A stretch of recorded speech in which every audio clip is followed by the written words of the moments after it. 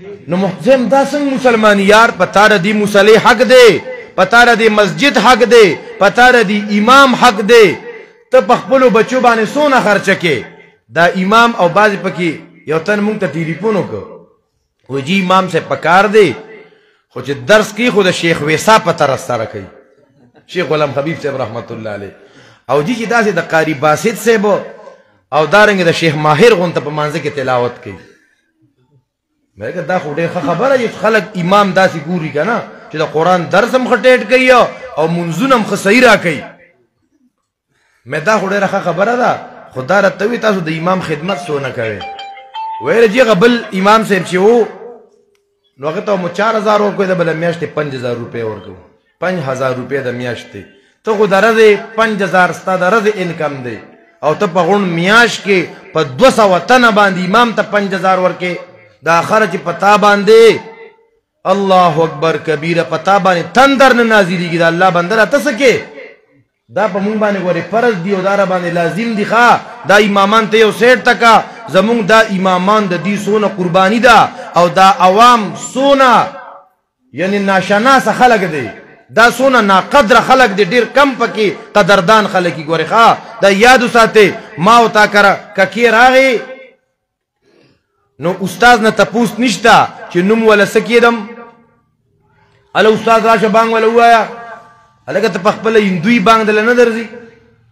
بیا نکاح د نکاح ټیم مقرر استاد بیا ماس په 2 بجې راشه ښا لکه ته د استاد داسې یو غلام غني ظالما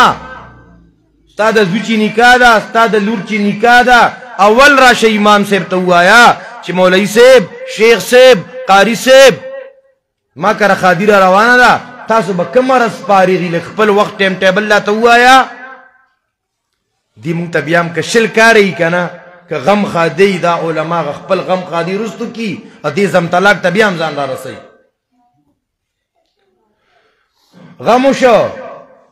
استاد کمزه کی 2 بجې جنازه راخه ځکه استاد نه تاسو کې جنازه سټیم مقرر کو د جنازې مسائل تاسو کا معشوم رای د حقیقي د مسائل تاسو کا د نکاح د مسائل تاسو کا د واده د مسائل د غم نشتا د امام خیال ساتلم نشتا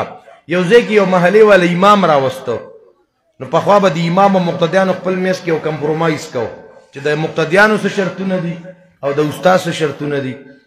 امام صاحب سره خلک ناس دي جرګه چې مولوی صاحب دارا ته وایا ستا بس شرطونه دي هغه زمانه اوس هیڅ شرطونه نشته خو یو شرط مې دی د ډم نه براته کته نه ګوره اچانه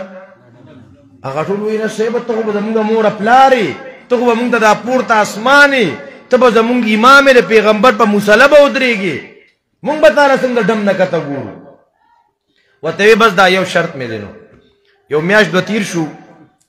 خلکو کړه نکاح رااله د زوی نکاح پکې د یو تن رااله نو د شپې نه پکې میلس راوستو نو ډانسرانه پکې راوستو نو ژړاګانې پکې راوستو پای باندې زرګا روپے وشیندلې ښا زرګا روپے او دا پښتانه یو خبره کوي د تویم خپکیږي خو باندې کنه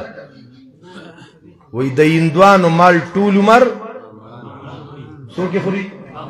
خاطه پته ده دا داسې خلک چې کنه د دې مال په امامان والله نه خوري ښا په علماو د دې مال الله نه خوري د هندوانو مال بامبړان خوري خبره سمجھ ترانه لا د دې کم تن چې پیسې په جمعاتو نه لګي دا د کم تن پیسې چې په مدرسو نه لګي دا په حافظو نه لګي دا په عالمو نه لګي دا فقاریو نه لګي دا د هندوانو مال څو خوري دا الله په نیکانو نه خوري ښا دا الله په پاکو خلکو نه خوري کله کله بعض علما ګیلو کی ته تم شکر وباسا پتا الله پاک د هندوانو مال نه خوري ته بامبل خو نه پتا به الله پاک د پاکو خلکو مال خوري خبره مې صحیح ده که صحیح نه تاسو خو خلک په دې خبره غوري بعض خلک پکېږي مې له کولې تم پکې سو نو په سړی باندې په اجلاګانو باندې پیسې وشیندل شوې سبا د نکاح ټیمو استاد چې نکاح وتړله استاد ته 200 روپے جیب کې واچولې هغه ته نه تاسو ته خو ما ویل ډم باندې نمبر ته کم نه ګوره تاسو بیګا 2-3 لک روپے په ډم شیندلې مال 200 راکوي